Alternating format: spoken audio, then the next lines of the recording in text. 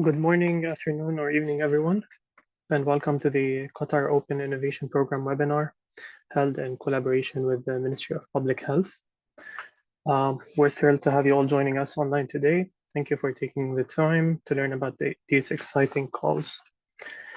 First, I'd just like to say that if you have any questions or you'd like to submit a question, please use the Q&A feature located at the bottom of your Zoom screen.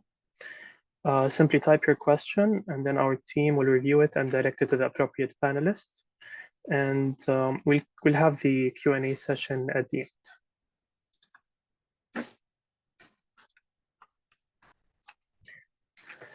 My name is Dawood Hajjaj, and I'm a Senior Program Specialist in the Innovation Program at Qatar Research Development and Innovation Council, which is QRDI Council. So here's what we'll cover today. I'll start with an introduction to the Qatar Open Innovation Program, and then we'll take a detailed look at the Ministry of Public Health Open Innovation calls. And then I'll guide you through how to submit a proposal. And then finally, as I said, we'll have a Q&A session where we'll address any questions you may have. So I'd like to start by introducing our panelists from the Ministry of Public Health, who will also share insights into the open innovation calls. So we have Dr. Dua Mohammed from the Quality and Innovation section, Dr. Isam Sayed, who is the acting head of accreditation, and Mr. Mohammed Al-Qabbani, also from the Ministry of Public Health. And with me is Ms. Jawahar Al-Ali, Head of Registration, and Mr. Adil Zuriqi from the Ministry of Public Health. Yeah. Okay, thank you for that. So together they will walk us through the Ministry's open innovation calls, and they'll show you how these opportunities also align with the healthcare priorities here in Qatar and how you as innovators can contribute to these solutions. So I'll start by giving an introduction to Qatar's Open Innovation Program, as I said. So the Qatar Open Innovation Program is developed and launched by QRDI Council. It connects strategic entities in Qatar, or what we call opportunity owners, who might be large enterprises or government agencies, with global innovators and technical experts. These could be startups, SMEs, or corporates. So at QRDI Council, what we do is that we work closely with these opportunity owners to identify the challenges, launch innovation calls, and support the development of impactful solutions. The program is structured in clear steps to ensure seamless and transparent process for all of you innovators. So first, what we do is we launch an open innovation call, which is what we're doing here with these MOPH calls. And here we invite innovators, startups, and companies to apply. Before I continue, I see a raised hand. As I said in the introduction, if you have any questions, please use the Q&A function at the bottom to ask or raise any questions, and we'll answer them at the end in our Q&A session. So the second step would be to receive the proposals submitted by these applicants. Then we evaluate the proposals, of course, in collaboration with the ministry, and we carefully assess their alignment with this challenge. We then shortlist the proposals and invite selected companies for interviews. We conduct interviews, evaluate the solutions, and then we rank the proposals to select the best awardee or grantee. And the winning innovator then conducts a pilot over a period of 1 year. At the end of this pilot, the opportunity owner is free to procure the developed solution from the solution provider or company. And then this process ensures that the solutions are tested, validated, and ready for deployment in real-world settings, because it's being tested by the opportunity owners themselves over a period of 1 year. So what are the program benefits for innovators? Well, the Qatar Open Innovation Program has significant benefits to innovators. First, funding of up to $100,000 for pilot development. Second, opportunities to secure commercial agreements with strategic entities, as I mentioned, large local enterprises and government agencies. Third, a facilitated company registration process in Qatar. Fourth, access to local incubators and accelerators. And finally, the ability to enter Qatari and GCC markets.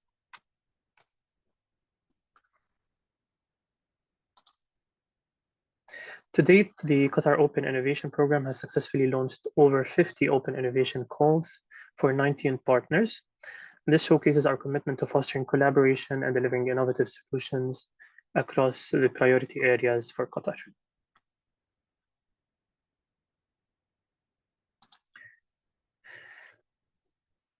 With that, let's move to the next part of the session, where I'll briefly also introduce the Ministry of Public Health, and then we'll move on to the open innovation calls specifically.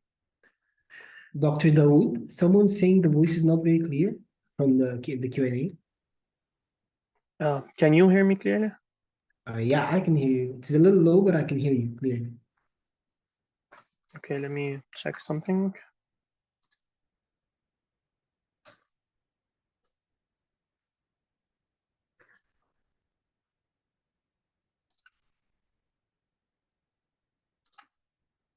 Test, test, test. Okay, I just did a test and I can hear myself clearly. Okay, let's continue then. If you said you can hear me, right? Yes, we can hear you. Okay. So the Ministry of Public Health in Qatar is a central authority responsible for overseeing public health initiatives and implementing national healthcare strategies, aligning its efforts with Qatar's National Vision 2030. The ministry develops healthcare policies, coordinates preventative and curative services, and supervises the country's health insurance system. A key aim is therefore to deliver high-quality, patient-centered healthcare while focusing on public wellness, including mental and physical health. Today, we're launching 4 Qatar Open Innovation calls in collaboration with the Ministry of Public Health. These are Digital Data and Examination Management System for Physician Specialization Certification, In-house DHP Learning Management System, LMS, AI-powered flagging system, and AI-powered customer service avatar. So I'll now hand over to Dr. Aysam Al-Sayed to speak about the first 2 challenges. Dr. Aysam, please go ahead. Assalamu alaikum, everybody, and good day. So I'm going to present the first one, the Digital Data and Examination Management System. We are, the Ministry of Public Health, are responsible for the Qatar Board of Medical Specialty. And this is the specialization certification for physicians here in Qatar. We launched the Qatar Board in 2020, and we were doing most of our operations using partly manual processes, including the registration, database keeping, and the examination process using some of the softwares. However, there is a lack of an integrated solution that can give us a comprehensive solution for the keeping the information and data of the Qatari board candidates and for managing the examination process. And hence, we we presented this proposal for the Qatar Research Development to get an opportunity to develop an in-house solution for this. So we are inviting you for proposals to develop an integrated software solution. Next, Dr. Dawood.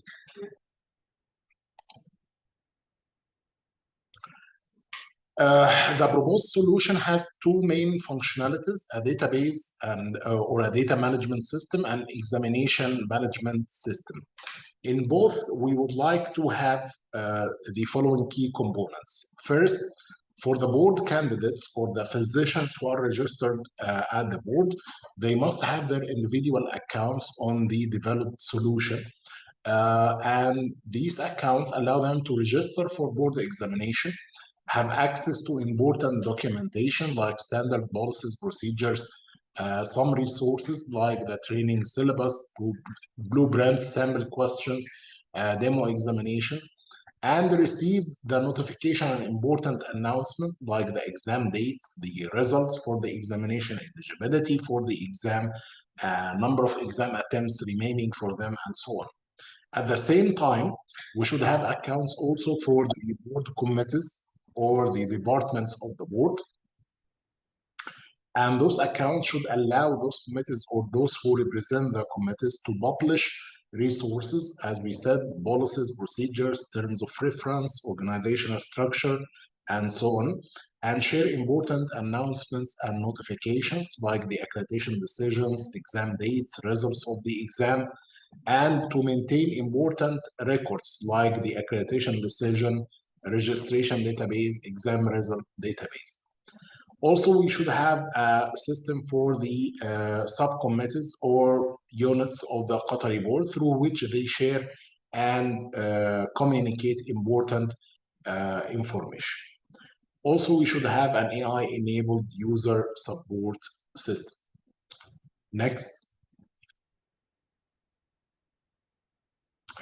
The other important part, or the second main part, the first part was the data management system or data management system. The second part is the exam management system. We have written exams, OSCE and OSBE exams, which are the clinical and practical examinations. We need the software to provide for us a platform where we can develop the items of written examination, design and create the items, maintain them and keep them, store them at the item banking, do item assembly, exam generation, exam administration, and post-examination processing, including the scoring, of course, psychometric analysis, result recording, and the reporting. The same applies for OSCE and OSBE examinations, where the software of the solution should provide the option to develop the stations or develop the questions and do the same processes like with the written examination. This is as related to the Qatari board solution. Next, Dr. Dawood. So the second proposal we are opening here is to develop an in-house learning management system. As the DHB, or the Department of Healthcare Professions of the Ministry of Public Health, is responsible for the CME CBD accreditation system and national CBD program in the country. We are responsible for accreditation of CME and CBD activities and providers, and we are responsible to oversee the participation of healthcare practitioners in continuing medical education and continuing professional development activities. We are launching this open call for establishments or for providers to provide us with a solution that allows us to have a learning management system, including a database for maybe registration in the activities and for certification of activities, as well as providing a platform to host e-learning resources or e-learning modules, whether synchronous or asynchronous, meaning live activities and recorded and on-demand activities. Next, Dr. Dawood. The solution should facilitate smooth data exchange between the national accreditation system, e-portfolio, and other existing systems. Currently, we have an existing system or electronic platform through which we do all our operations related to the accreditation and the national CBD program, where the healthcare practitioners have individual accounts and the CBD providers in the country as well have individual accounts through which they can submit applications for accreditation and for the practitioners submit their participation in CBD. The intended solution that we are looking for should have the ability to smoothly communicate with this electronic system to exchange data, especially as related to registration and certification components. Ensure CBD activity records, attendance, and certification are automatically synchronized with the e-learning platform, e-portfolio that we have currently. Be able to accommodate large number of users and CBD activities and manage data across various formats. We are talking about more than 50,000 healthcare practitioners. All of them will have records on the e-learning platform or intended learning management system. So the system should be able to manage this amount of data. provide APIs that allow for easy integration with the future systems and third-party applications. As we said, we are currently working with an existing platform, and we need to ensure that we can expand and we can update the system regularly, and they should be integrated. Ensure interactivity, ease of use, and accessibility to CBD providers and healthcare practitioners. This is very important for us. We are actually seeking the development of a learning management system that allows for better interactivity with the learners than existing solutions that we are using. Be accessible across various devices. Include features that allow healthcare practitioners to create personalized learning paths based on CBD requirements. Implement end-to-end encryption. Provide complete ownership and control over all data to ensure compliance with Qatar data protection and the international standards, and have the flexibility to be scaled up and evolve based on feedback and changing requirements. So this is about the second open call. That's all, I think, Dr. Daud. Thank you for that, Dr. Isam. I will now hand over to Mr. Mohammed Al-Qabbani and his colleagues, Ms. Jawahir and Mr. Adel, for presentation of the second two challenges. I'd also like to point out to all the attendees that you can submit your questions through the Q&A button at the bottom, and we'll have a Q&A session at the end to answer all of your questions. Mr. Mohammed, please go ahead. Okay, hi, can you hear me? Yes, we can hear you clearly. Okay, great. So the third project is basically it's a flagging system where it's powered by AI. So we have a lot of applications. We have about more than 52,000 people who are licensed, actively licensed. We have more than 70,000 people who were previously licensed or are still licensed on the system. So the number of applications currently on the system, the number of documents, if we feed that into an AI, into some type of machine learning, it can create a lot of patterns. It can read the data of these information. It can compare them. It can create a lot of comparisons and patterns from these things. And we basically want to use all this information so that the system can learn on what usually is expected from these applications. It can flag if there are any maybe suspected discrepancies in the documents.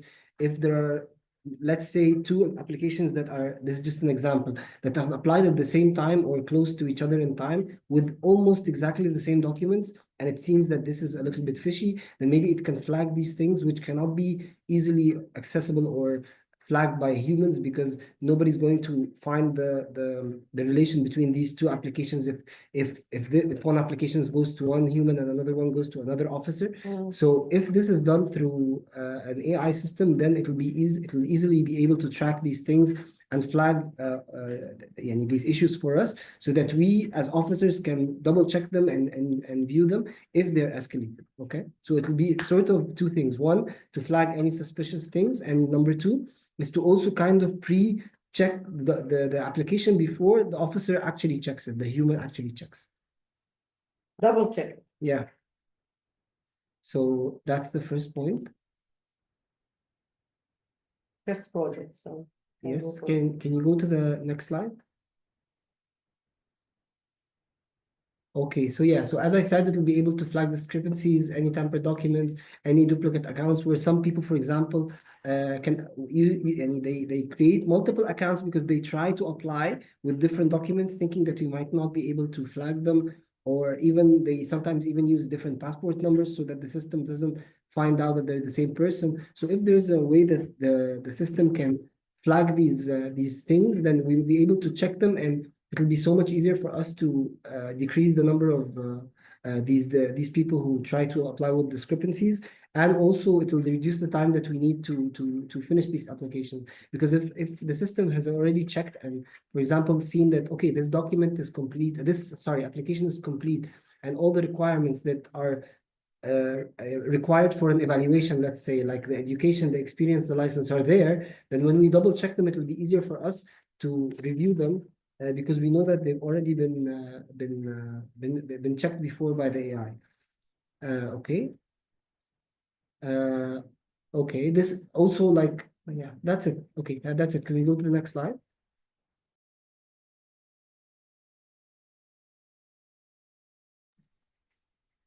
Okay, Stu?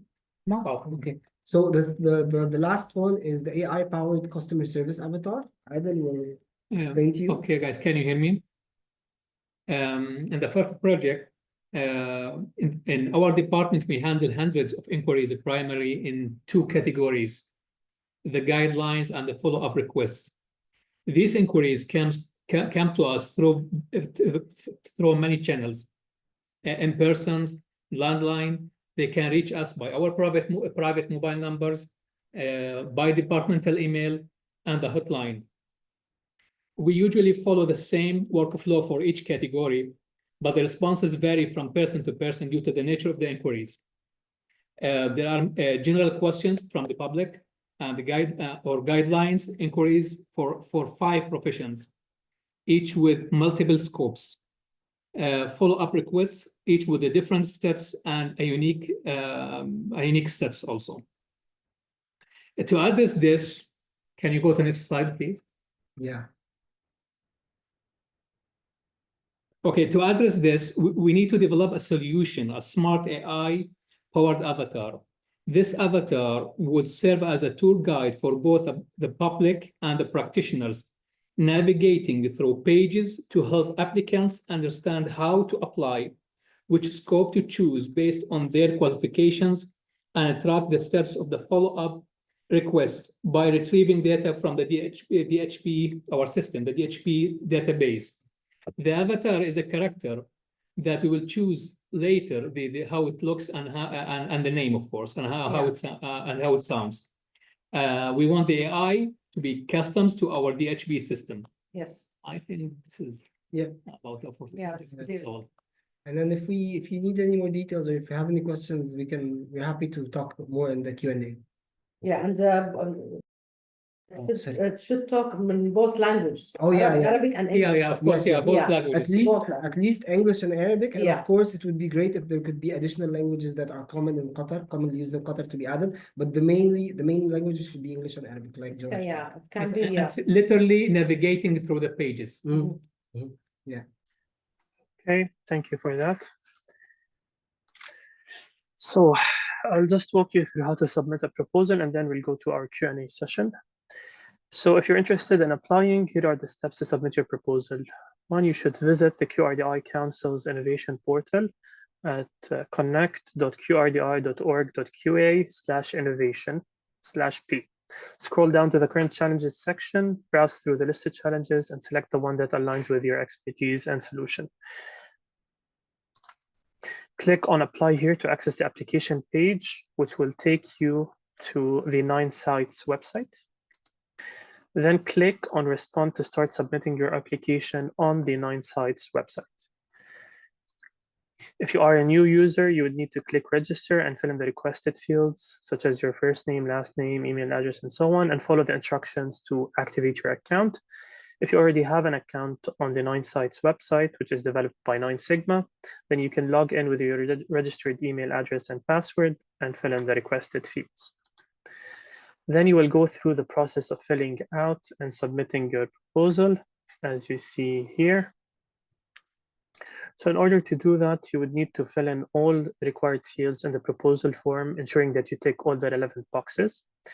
If you are not done with your application, click Save to save your progress and come back later to continue. Once your proposal is complete, do not forget to click Submit. This is a crucial step. If you don't submit, your proposal will remain in draft status and we will not have access to it. And keep in mind that for all of these calls, the due date to submit your proposal is February 2nd, 2025. Try not to miss the deadline. And of course, we encourage all innovators to take advantage of these opportunities, and we're looking forward to receive your innovative solutions. With that, I'd like to open the floor now for questions. If you'd like to submit a question, again, please use the Q&A feature located at the bottom of your Zoom screen.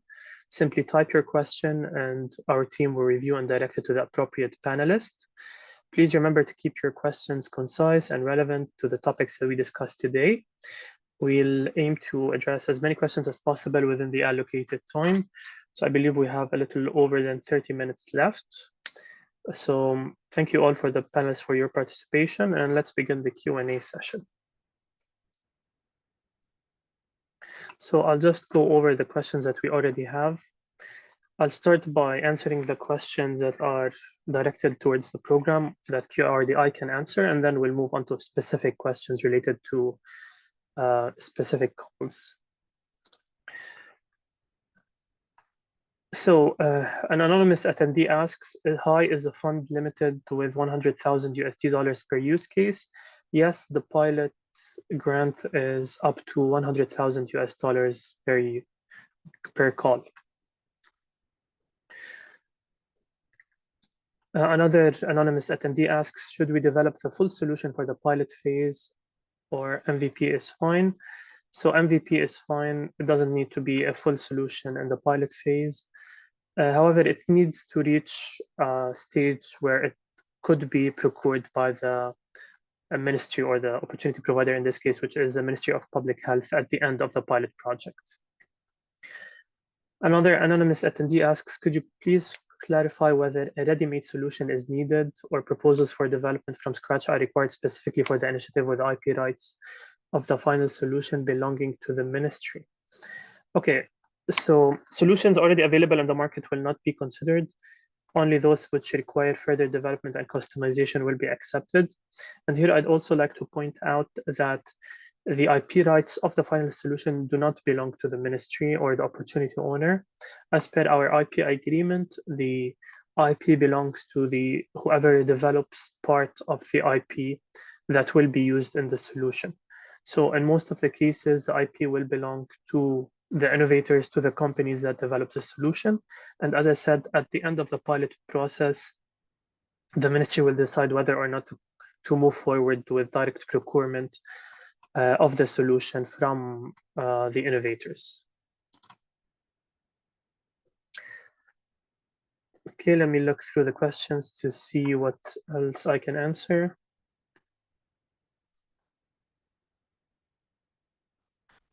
Are there any specific requirements for companies to participate?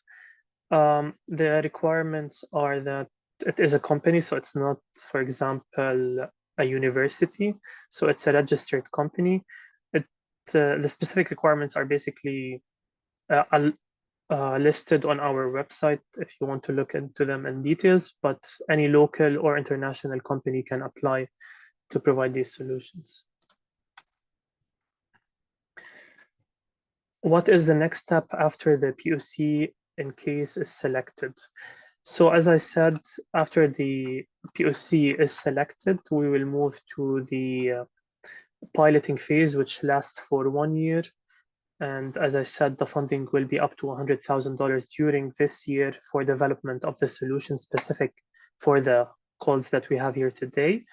And after which, if the solution is accepted by or if the pilot is successful and the solution is accepted by the ministry, you are free as a company to negotiate with the ministry on next steps, but we recommend moving forward with direct agreements where the opportunity owner or the ministry will procure the solution directly from your company.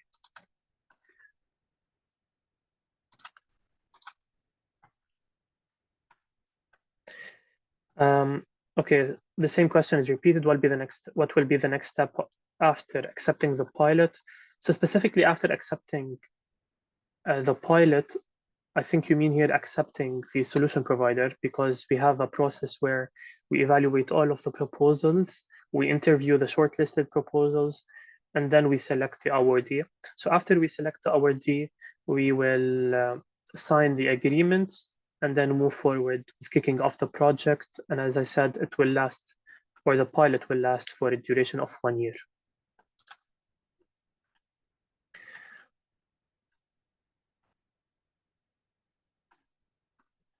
If in proposal, if user is providing approximate pilot implementation, how pilot implementation cost will be reviewed?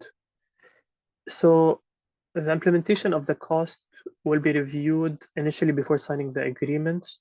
the company will present or will submit its implementation plan in details, and they will submit how they will divide the budget that we have allocated across different categories.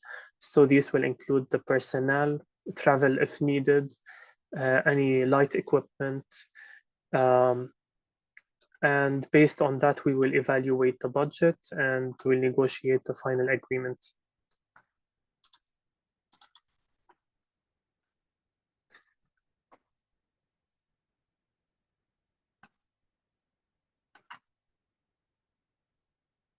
Another anonymous attendee asks how the fund will be paid during the implementation. So typically we divide the payment across several milestones. Typically we've divided it across 4 milestones, where we release 25% of the payment at every completed milestone. The first milestone is just signing the agreement, so it's basically an upfront payment of 25%. But those are all open to negotiations if specific needs are needed by any of the applicants or the selected companies.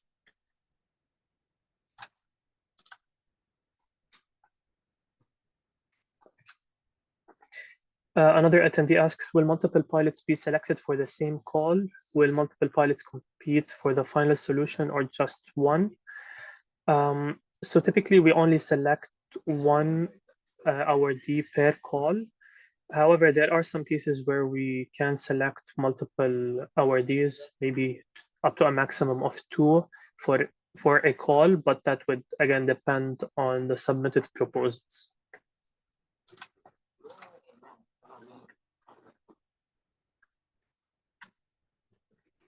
Hello, it says that the AI-powered avatar submission is due 1/22/2025, which date is correct? So the submission is open until February. If one specific call is not open until February, I'll make sure it is adjusted on the website.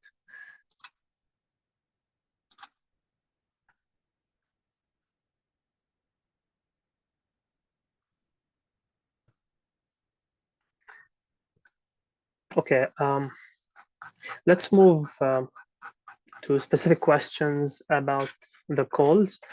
So I'll start with the first question. You have AI functionality requirements. Could some open source models or licensed ones be used within the project, or the model should be developed from scratch? I think I can also answer that question. So it doesn't have to be developed from scratch. You should show at least some development or pre-development of the solution. We typically accept solutions that are at TRL level 2 or 3. So yeah, it doesn't have to be from scratch.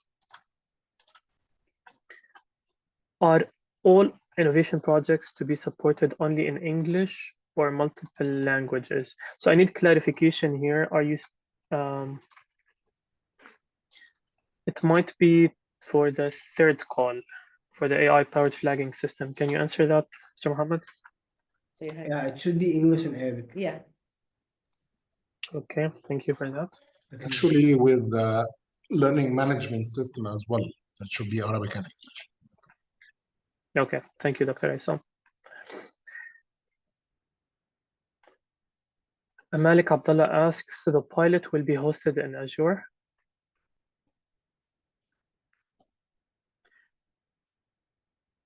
I'm not sure which call he's referring to.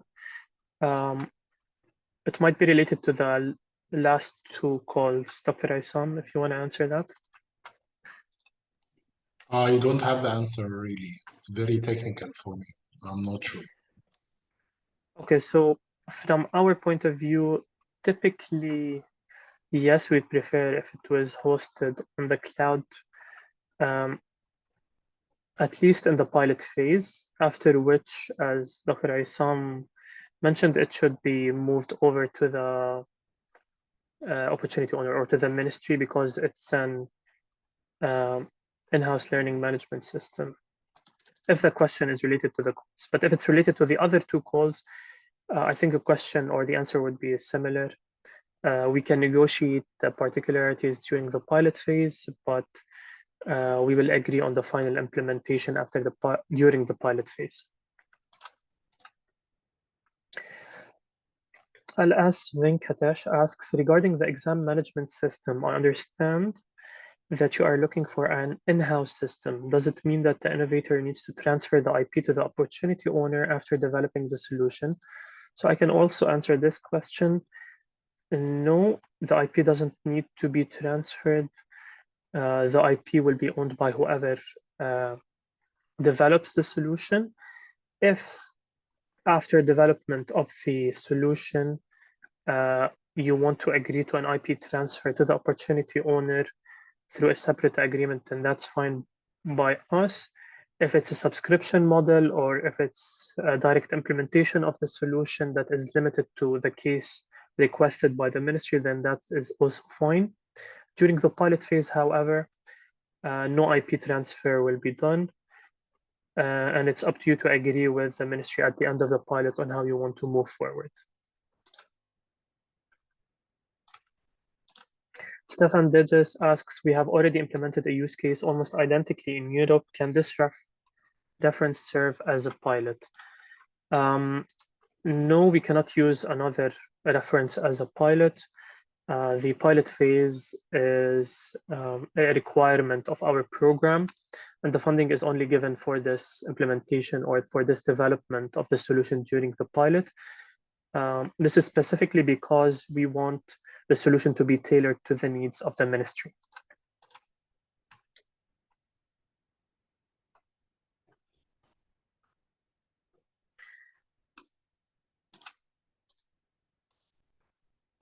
Anonymous attendee asks, for the customer support use case, will the communication be speech to speech or also text to text?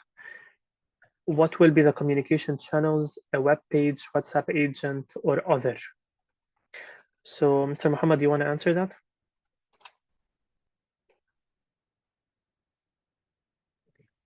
Hi, yes, regarding the speech to speech and text to text, right? Yes. Oh yeah, it has to be text to text. That's the best case scenario. Text to text, not text to text. Okay, and what communication channels? I mean, currently we were thinking about the website, but if there's any additional ideas like through WhatsApp or something like that, we can think about that, of course. But when we thought about it, it was supposed to be through our own website. Like it was supposed to be integrated through our website. Okay, thank you. Another anonymous attendee, about AI-powered customer service avatar. Are you assuming that's the chat interface integrated onto the website? I believe yes. One last point regarding the last question. Because I don't understand, when they mean text to speech, do they mean that the avatar will speak in addition to responding in text? Yeah.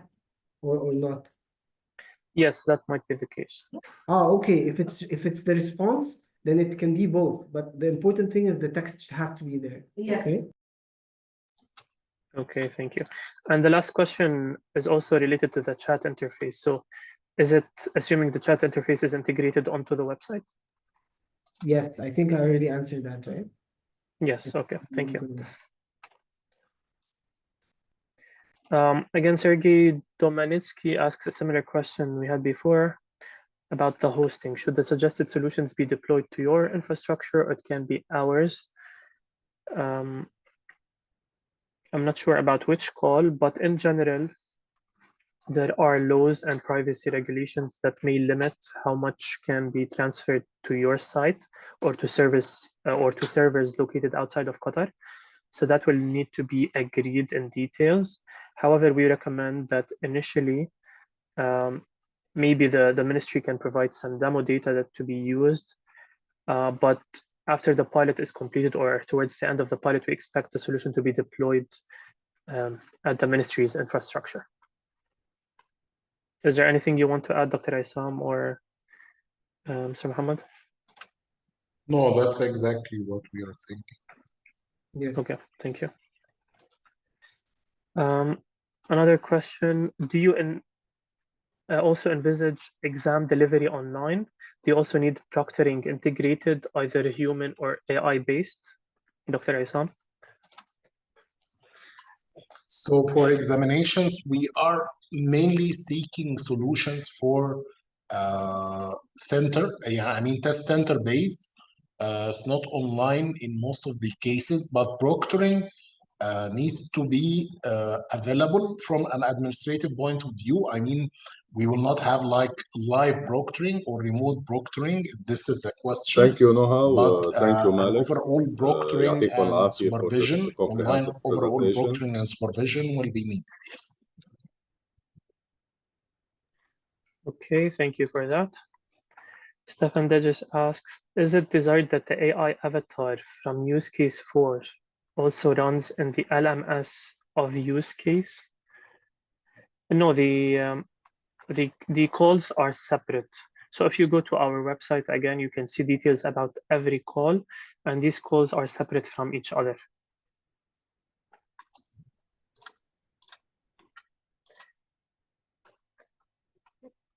Sergey asks, could you please share with us examples of a report regarding operators for management or any other examples of communication between support employees and customer? So these examples will be shared after an awardee is selected during the scoping phase. So right now, I don't believe the ministry is able to share any specific communications or examples. Just to give you an idea, I mean, it's like any customer service. Like basically, it's people like Adil was mentioning. It's like people are asking about, okay, they're asking about themselves specifically, not about general guidelines. Like, okay, I'm from Egypt. I graduated from dentistry, general dentistry. I have 2 years of experience. So what can I apply for and what do I need so I can get approved in Qatar? So he asked about a specific case. So imagine everybody from each country, from each profession asks about his specific case and wants an answer specific to him. So this is just an example of the questions that we get. And of course, another type, like Adil said, is types following up on applications. So whatever the application is, which you can find on our system, on our website in the guidelines, they can ask about their specific application and why it was sent back or why it's pending or anything like that. Why it's rejecting was many Or why it was rejected, exactly, yes, yes. And then the system needs to go through and see what the comment is and reply to him in accordance with the guidelines so that they can explain to him why it's pending or why it was sent back or whatever the reason is. Okay, thank you for that. Another question we have is, could you please clarify how the final product, fourth project, so the last one, will be displayed? For example, will it be presented as a standalone website, an embedded iframe, or a mobile application? I believe it will be embedded within the ministry's website. Is that correct? Yes, yes, we've mentioned that, yes. Okay, thank you for that. Another anonymous attendee asks, you have mentioned that the solutions already available in the market will not be considered. There are some open source products available that can be customized, say 70% to 80% to accommodate the unique requirements. Shall we still look for such solutions? Yes, if basic solutions exist in the market and they need to be customized for the use cases of the opportunity owner, then they will be considered as well.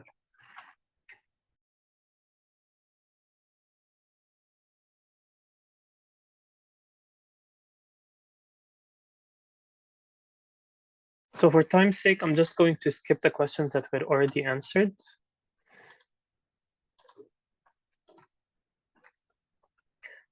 Katerina asks, is there a need for admin functionality that allows manage and control inner settings? I'm not sure which one this relates to. It might be related to the AI. Yeah. For all, Dr. Dawood, I think, yeah, for learning management, for exam management, we need an admin functionality, definitely. Yeah. And I believe for the other, if it's related to the AI systems or the AI solutions, it might be asking about inner settings of the AI system itself. I don't think that is required to see how the AI is working, but there should be some settings to allow the ministry's personnel, for example, to adjust the answers or how the AI addresses all of the needs of the customers. Yes, I for don't know sure. if Mr. Muhammad wants to add No, no, anything. for sure. You're right, for sure. This is always a part of it that you always need to keep checking how it addresses and answers certain questions, and you have to keep adjusting that according to your requirements and your responses. Okay, thank you for that. Jyoti Balani asks, for the AI customer service project, is an avatar, i.e. facial representation, a requirement? Yes, it is. Okay, and by facial representation, what exactly are you looking for? Like just a character that can represent the department or something. We will choose it later. Yeah, we can work on this later. They don't have to create it now. For now, it can just be like just A template. yeah, a template, exactly. Okay, thank you for that. Another attendee asks, we assume that MOPH will accommodate the cloud cost. Is this the right assumption? No, the funding that is provided by QRDI should include all of the costs for the pilot phase at least. So during this pilot phase, QRDI will only provide up to 100,000 US dollars, which should cover the complete costs of the pilot, because these costs should cover or are dedicated to fund the development phase.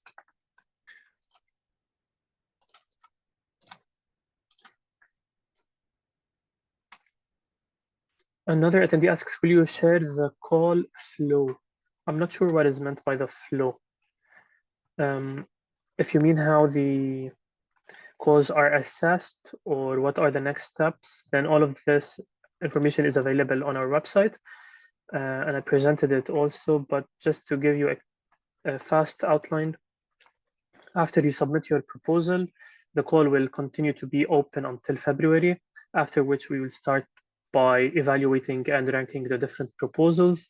Some proposals will move to a shortlisting phase where we will have separate interviews with these applicants, and we will select an awardee who will be granted the funding to proceed with the pilot phase. Again, the pilot phase is expected to last up to a maximum of 1 year, and the funding is up to a maximum of $100,000, after which the ministry will negotiate or will decide how to move forward with the solution provider.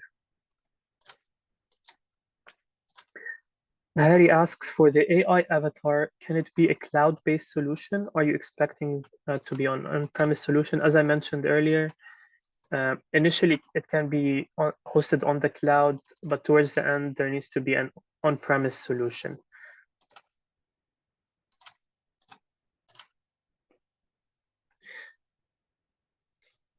Katerina asks, are there any additional requirements for the UI, such as displaying the chat conversation from right to left?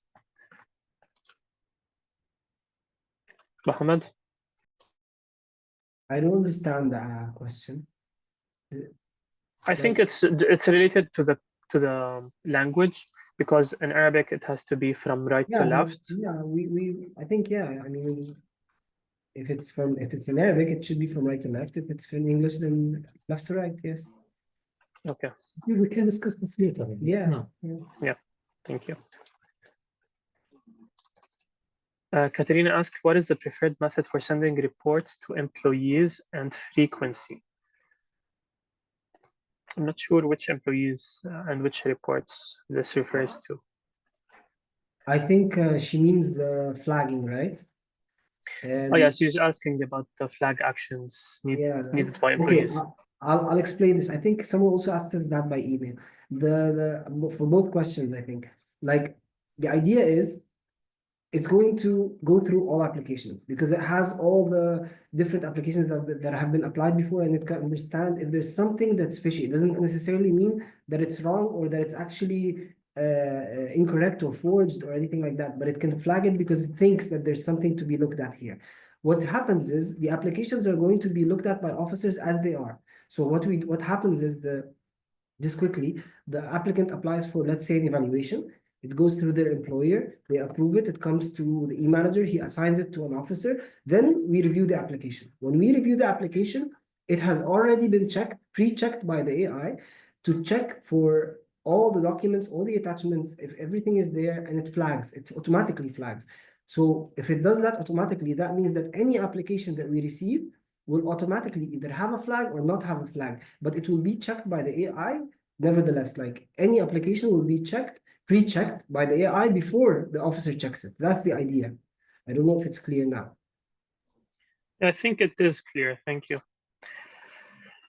Another attendee asks, the pilot fund, $100,000 will be deducted in real project implementation at later stage? No, the funding for the pilot is separate from the funding for any later stages. Those will happen in agreement with the ministry, and it's up to you to agree with the ministry on how you want to proceed.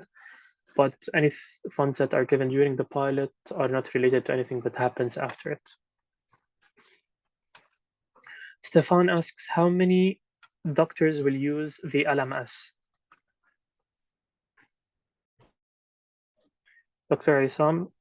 Yes, it's not going to be used only by doctors, it will be by all healthcare practitioners, and we have currently more than 52,000, if I'm correct, right, Mr. Yeah. Mohammed? Yes, Yeah. it's more than 52,000. I think 53 now, and they're increasing. So, you know. Yes. And about if it's specifically about physicians, or doctors, we have about 20% or 20+% of those practitioners, right?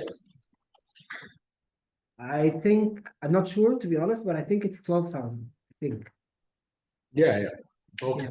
Yeah. Another question related to LMS. Any data migration requirement from the previous system? Could be user data or course data or both. I think user data will need to be communicated, not migrated.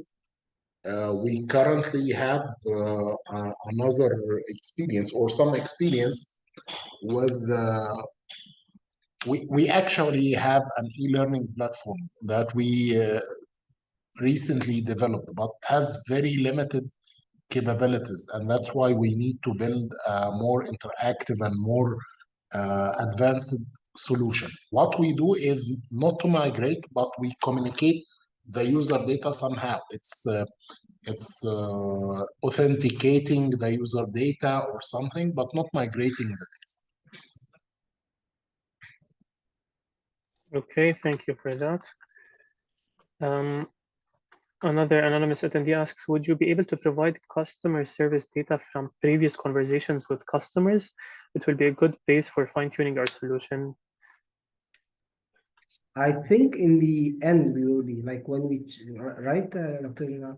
Because we cannot share all the information with someone until they've been chosen to work on the pilot. Like we have thousands and thousands of emails from our central email where we received questions and queries and things like that, and we can share those. Okay, yeah, I believe that's the case as well. Those will be shared in the initial pilot phase. I think the example Mr. Muhammad gave earlier about a healthcare practitioner who is looking to get a license here in Qatar with a specific criteria or a specific background. His nationality is so and so. He has this type of certification. He has this long experience and would like to ask if he will get a license or not, if he can renew or not. These are all information that are present in our guidelines and in our policies and procedures that are shared through the website. So there is a policy regarding how many years each practitioner or each profession should have to get a license. There are different types of certifications that are recognized here in Qatar by the DHB to give, for example, certain privilege or even the license. So the information is there, but to customize a certain question or a certain inquiry related to this information is what is needed. Right, Muhammad? Yes. And I understand also that they just want to see the question, to see the type or the how many questions we receive that are, for example, related to this or that query or category of queries. So maybe they just need it for statistics or certain. So maybe it will be important for the AI and to feed them this information. Okay, thank you. Another anonymous attendee asks, do I understand the timeline correctly? Abstract until 2nd of February, order for pilot by mid-2025, presentation of the pilot by the end of 2025.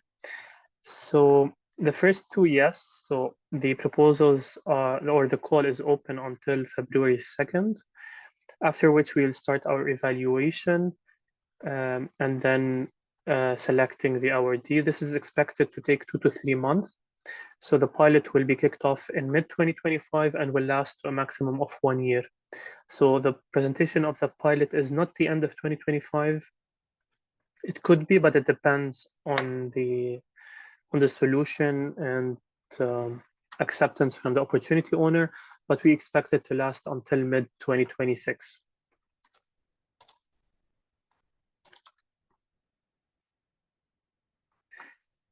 Jacob asks about the cloud costs. I assume the pilot project will be used on production, not just for internal use. For how long we'll need to calculate the cloud cost? Is it okay to assume that we need to cover cloud cost for 1 year? It could be up to 1 year, yes. As we said, the final solution is expected to be hosted on-premise at the ministry. But depending on how long it takes you to gather the data, to design the system, and to start implementing it, it could be less than 1 year for the total cloud requirement. But it's up to 1 year, yes.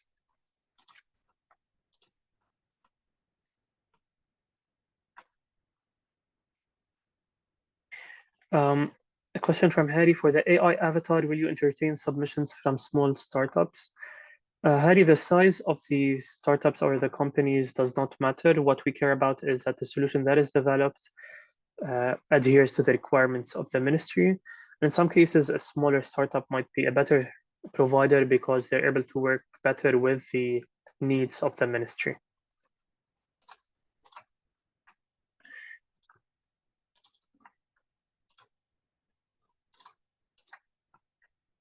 Okay, let's go back to the lists of questions since we've answered most of the single questions. Doctor, if you have time to answer the question by CB. So yeah, it's not a question. It's a full list of questions. So what is the concurrency the solution is expected to support? I don't understand that question. Do you understand it? What do you mean by concurrency? Not really. What are the test delivery modes? Online test center based, paper based. So it's mainly test center based. It's computer based examination, mainly in the test center, and it should support also generating paper based examinations as well. What are the item types to be supported by the solution? For written examination, mostly it will be single best answer MCQs. And for the OSCE examinations, it will be a little bit different, but more or less it will include a STEM, then a number of questions to be banked and to be generated, either computer-based or paper-based. Can you please outline how an OSCE-based exam is conducted by the MOBH? What does station development and review and assembly entail? The technical details are actually ours. It's being conducted right now using mainly a paper-based solution. The development of the items will follow a similar process. It's computer-based. And what does it mean to do station development and review and assembly? It's assembly. The development is done by subject matter experts. It's supervised by the QBMS and the Ministry of Public Health officials. The review include a technical review and proofreading and grammatical review from also experts. Then the test assembly itself, it's the selection of specific stations to be included in each exam. So we have a bank for stations, then we select based on certain criteria that must be there in the question bank, based on which we draw stations or questions from the bank. How should the TRL score be calculated by the participants? I'm not familiar with the abbreviation. What do you mean by TRL score? What are the various reports required by MOBH?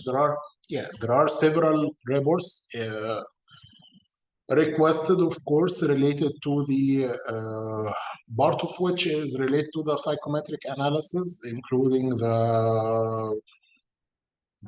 actually a lot of them. The exam difficulty level, the reproducibility. I mean, there are different, in any psychometric analysis, there are many and different criteria that needs to be further discussed. How many images can be uploaded as part of the technical approach? I'm not sure I understand the question. How many users are expected to be part of the pilot? Let's say about 100 users, for example, including candidates and administrators and exam developers. What are, if we are talking about exam management only, if you are talking about learning management, should be more. What are the various roles and privileges the system has to support? In my imagination, there must be administrators and then the different types of users, as I mentioned, the candidates, the officials from the different departments and units or committees and subcommittees are the three main categories here. And the same applies for the learning management system as well. I think I answered them all, Dr. Dawood. Thank you for that. So there is a clarification that I'd like to make. So the correct deadline is indeed January 22nd, 2025. Sorry for that mistake. It's not February 2nd, it is January 22nd. I'll send it in chat. So we'll have to end the webinar now, unfortunately, because of time restrictions. However, if you do have any more questions that you'd like us to forward to the ministry, please feel free to send them to our email. I'll type it in chat now. So the email is QOI@qrdi.org.qa. Please forward any remaining questions or any questions that we didn't have time to answer to this website or to this email, I mean, and we'll answer them when we have time. Thank you for that. And thank you for the panelists for joining me today and for answering everyone's questions.